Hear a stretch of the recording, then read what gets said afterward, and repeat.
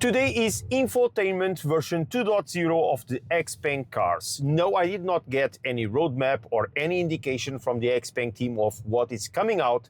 I am writing the roadmap for the Xpeng team, then start developing. So yeah, now it's going to be like this, okay? So welcome back to the channel. My name is Ugo and this is the XPENG G6 Diaries. So if you are new to the channel, this is where I publish my journey from an ICE car to an EV, and I mainly focus on the Xpeng brand because this is the car that I got. So welcome. Hit that subscribe button over there and activate the bell so that you get notified about new videos, and welcome to the channel. So today, as I said, I will list all the things that I would love to get on my infotainment system in my Xpeng. So I am not talking about future releases, future cars, new hardware or anything like that. I am talking about features that I believe that this hardware, this version of the car can handle, okay? These are my ideas, and guys, of course, you are free to comment what is the list of ideas that you would love to have in the infotainment system of the Xpeng.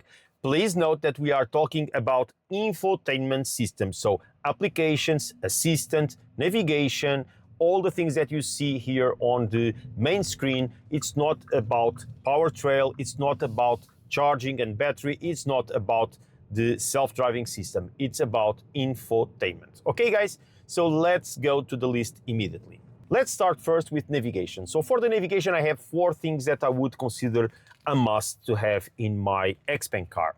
3 of them are new and 1 it's an enhancement, an improvement. The first one, let's talk about POI. So I know that Xpeng is already testing these, but I don't know what it's going to be included, so I will list these anyway as something that I would love to have.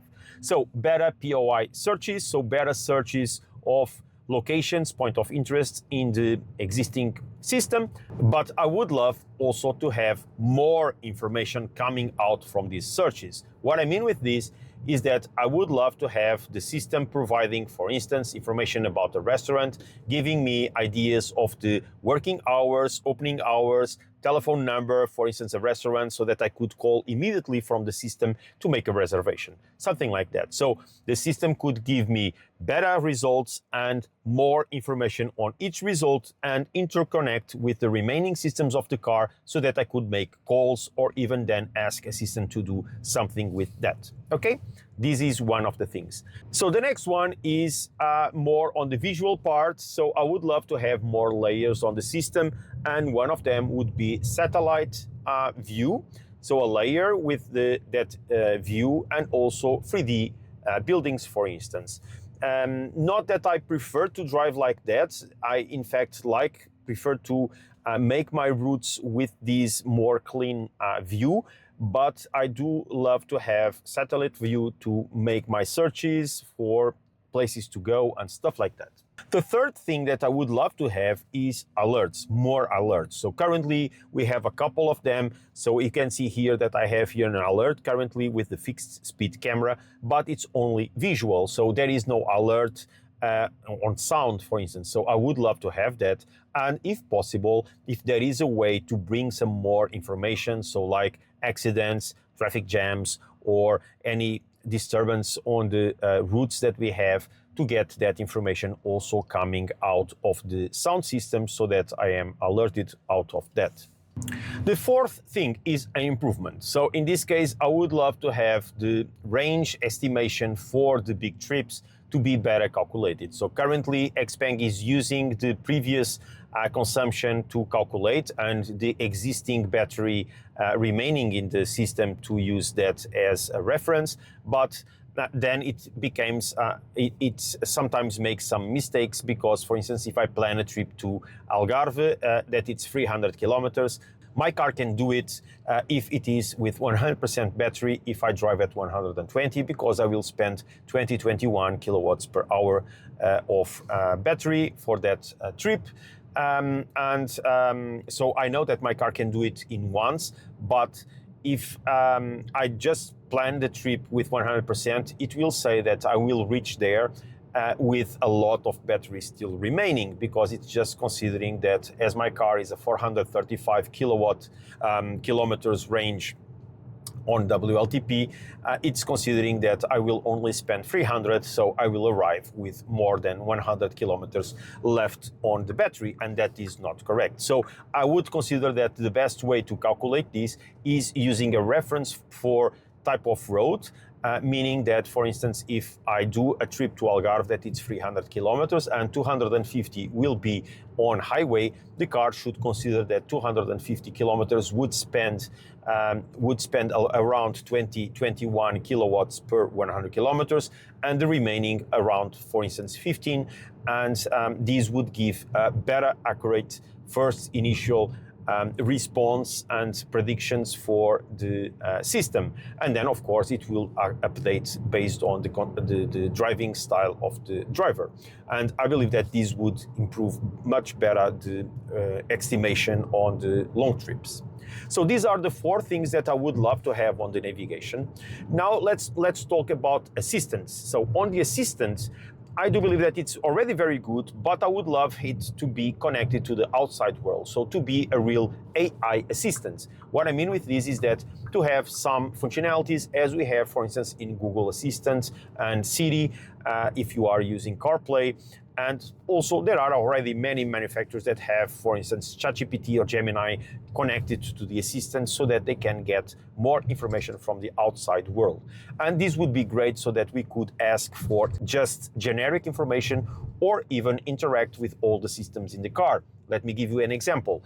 I would call the assistant to ask for the weather in some place and then ask how much time I would take there, if there was a restaurant over there, and if it was open, if he had good reviews. This is an interaction with the assistant, and then asking the assistant to plan a trip so that I arrive at 9, asking assistant to make a call to the restaurant so that I make a reservation, and then after just activating a DAS system based on a voice command so that it could take me to that place.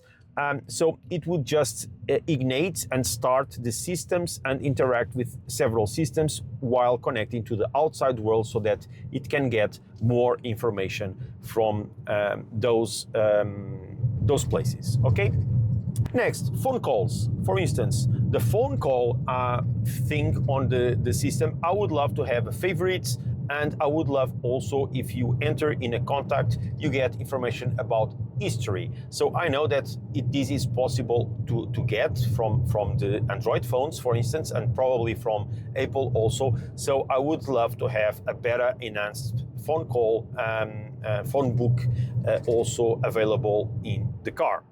Regarding Android Auto and CarPlay, I would love to have Android Auto and CarPlay window. Okay, so not using the full screen of the car. This would be amazing for me. So for instance, instead of having, as you can see now, Android Auto in the full screen, it would have this only part of the screen used for Android Auto, and then I could even have the virtual reality or phone call or music app or navigation, if I wanted to use navigation, still available on the small part of the screen to use with inbuilt apps of the system. Now let me talk about metrics. I would love to have more metrics in the car. So I did already mention this to the Xpeng team, that I would love to have, instead of, for instance, the about 2.5 and about 20 kilometers, I would love to have that information for trip A and trip B. So currently trip A and trip B doesn't mean anything to me because they just count kilometers. But I would love to have, for instance, when I reset trip A, for instance, if I come here and reset trip A, I would love to have not only the kilometers, so the mileage that we do on this trip A, but also the average speed, the average consumption, the time that we take, all of that information that it's very common to have in European cars. I would love to have it also in our system here for trip A and trip B.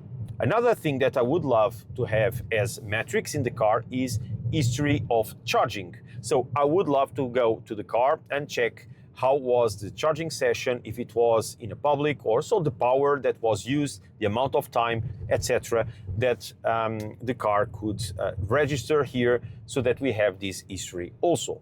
And if it is not pushing too much, I would love to have something like Google History. I don't know if you know what this is, but if you use Google Maps and if you have this enabled in your Google account, you can go back in time, like 1 year ago. You can check what were the routes that you made, the time that you spent in each place, etc. So yeah, I don't care about my life being recorded. I don't do anything wrong with it, so I am okay with that. But this is very useful because I already use it on Google. For instance, when someone asks me about a place that I went, it is very easy to me to go back in time, search for that, and give information of the time that I took. Imagine then providing information about the charging that the consumption that I made, time for that place, and where that place is. So if you had that opportunity, it would be great. So another thing is apps. So I will not talk about individual apps because I know that the apps that I would love to have in the car will not be exactly the same that you would like. So I don't want to start here a war of what is the best music app available. But I would say this: I would love to have the opportunity to install more apps in the car. I don't know why, and probably you guys can tell me if someone of you knows why, if it is a licensing topic or whatever. But why can't we install more apps? If this is an Android-based system, why can't we have a Play Store here so that we could install a lot of apps as we want? So I would believe that it would be better and safer to have an official app store than, for instance, have ADB possibility to sideload apps. So this is not the best approach, if I'm not wrong, because then we would have to get APK from the internet and then sideload those APKs in the car.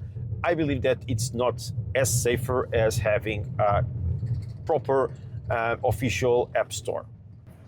Then we have also Sentry. So I would believe that this is also connected to the app. So on the app, I would love to have a lot of things that I mentioned already. So for instance, having the history, the consumption information, all of that I would love to have on the app also to check that. But I would love, for instance, for Sentry to be able to receive the recordings of an event on the app itself. So if there is anything wrong with an alert on the Sentry, I would love to get that information directly to the app coming from the car. So the footage of that event so that we could check it immediately. Also, of course, in the app, if we could access the Sentry cameras, it would be nice, but I don't feel that it's needed. I would prefer just to download every single time that we have an alert, could pull that information from the car and get that record, that footage to check immediately on the mobile so that we don't need to move to the car to check if there was a false positive or not. So guys, this is it. This was the video that I planned to do about the features and improvements that I would love to have as version 2.0 of the Xpeng Infotainment. Let me know in the comments if you have different ideas, different things that you would like to have. I remember you guys that I am talking about infotainment, so no, not one pedal drive, not self-driving, not power trail, not charging, discharging, and all of that.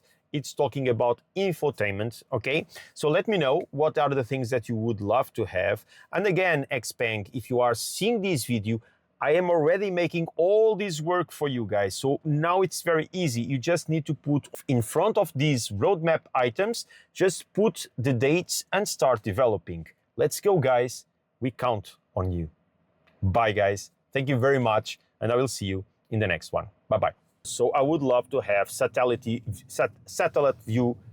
I would love to have satellite